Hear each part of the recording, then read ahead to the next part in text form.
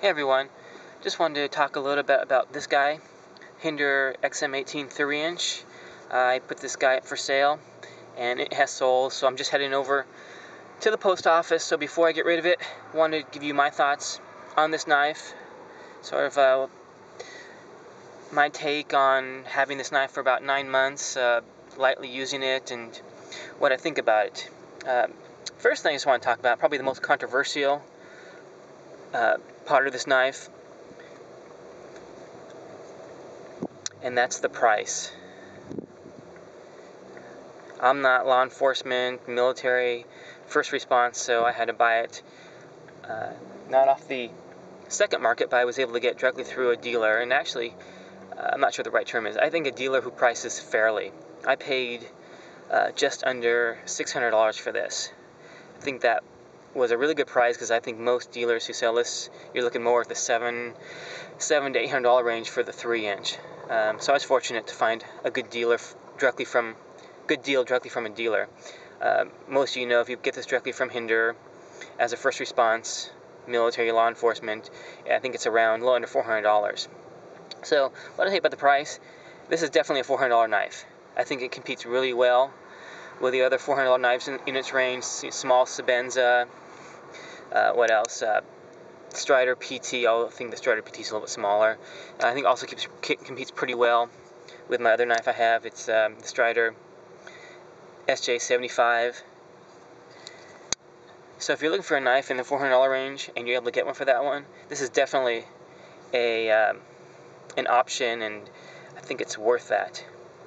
For what I paid, $600, not worth it. Would not pay $600 for this knife. It doesn't, and then definitely as you go up, as you look at other dealers and other places, you know, it's for sure not $700 or $750, the higher prices for this. Main reason behind this is a great knife. It's just a great $400 knife. It doesn't have the features, I guess, or the extras that you would expect when you move into, you go from the $400 range to the $600 range, talking about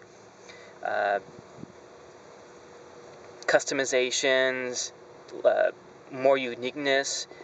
It's just a great, strong, fairly basic knife. To me, it doesn't fit into the specialness category, if that's a word, of what you would expect when you pay $600, $700, $800 for a knife.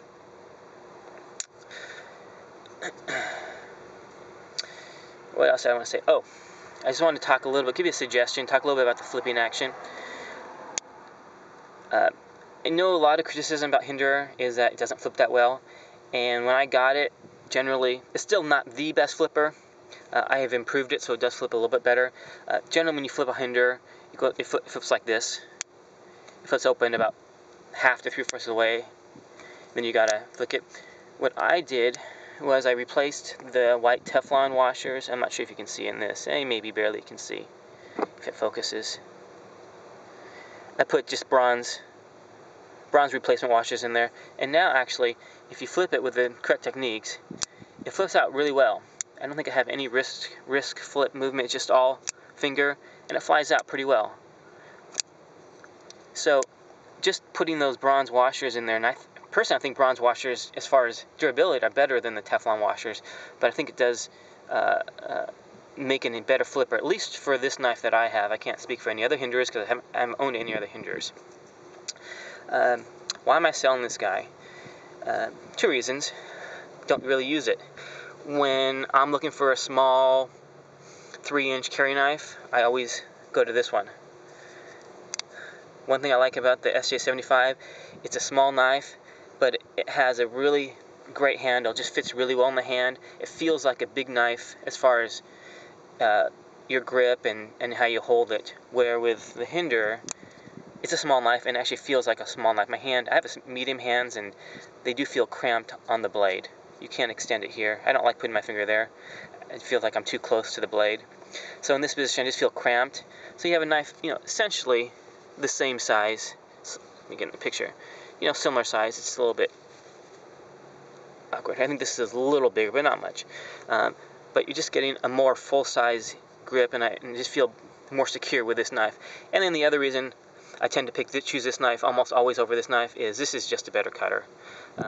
With the really thin, hollow grind for most of my tasks, food, your general EDC tasks, this works better than this. The other reason I'm selling this is because I want to get my money out of it. I sold this, I think I probably could have sold it for more than what I did, but I essentially sold it for the amount I bought it for, so I just got my money back. I have this feeling with Hinder. To me, Hinder seems like they're where Hinder is today. I think they are where maybe Strider, Chris Reeve was, say, 6, 7, 8 years ago, where they were still a smaller company, couldn't really keep up with production, difficult to get, so there's always these big markups on their knives. With Hinder, I just have this feeling that they're ramping up. I do see more available for the general public, and I'm thinking the next, whether it's 6 months, maybe a year, maybe 2 years, they're still going to be expensive knives, and they're still going to be at the MSRP, but they're going to be much more readily available and much easier to get. And I just feel that if you wait another year or two, you're going to be able to find knives like this at close to the MSRP price directly from dealers. I think I can see him wrapping up his production, and I think that's where we'll be. And of course, the other thing that sort of goes along with this is today compared to even a few years ago, there's a lot more knives that are, I want to say similar, because it's hard to equal the quality and the strength, and the lockup is awesome on this knife, super strong, super early.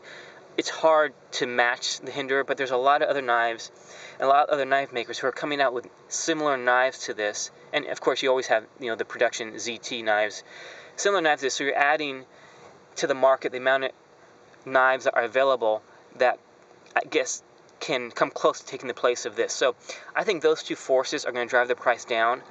So trying to be, not being too greedy. I think if I held on to this knife for another year or two, I think the resale value is going to be a lot less. I could be totally wrong, but that's just my thoughts. So, anyways, just as my Hinder going away, wanted to one last show off of this guy. Let you know what I thought about it. Great knife.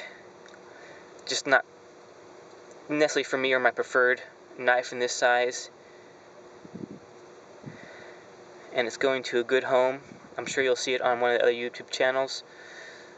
Somebody who does a lot of cool customizations of Hinders, so I expect this to be anodized and customized and improved upon. So I'm looking forward to seeing that. Last look.